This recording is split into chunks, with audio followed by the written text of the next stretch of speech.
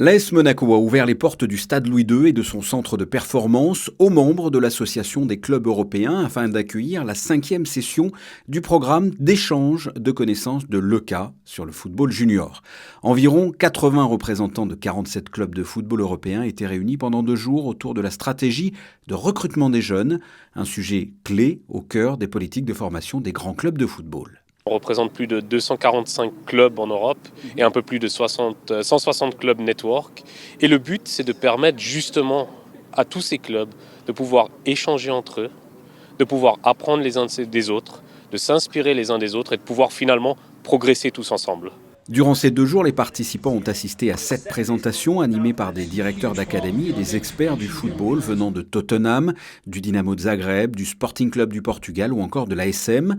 L'AS Monaco, un club réputé pour être l'une des meilleures académies françaises. Pour moi, c'est vraiment le professionnalisme de beaucoup de gens qui sont très compétents. Et ça, c'est la base.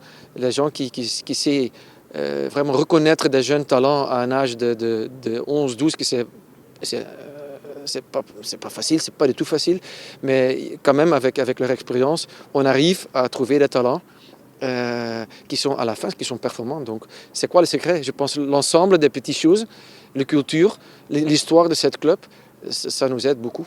Parmi les différents thèmes abordés lors de ces 2 jours, comment identifier, recruter et intégrer les meilleurs talents, le dépistage et le développement des gardiens de but, ou encore le rôle d'un chasseur de tête pour trouver la perle rare. Il faut savoir que les clubs formateurs se tournent de plus en plus vers leur propre académie pour développer des talents qui alimenteront leur équipe première, pour des raisons en grande partie financières dues à l'inflation des salaires et des prix des transferts.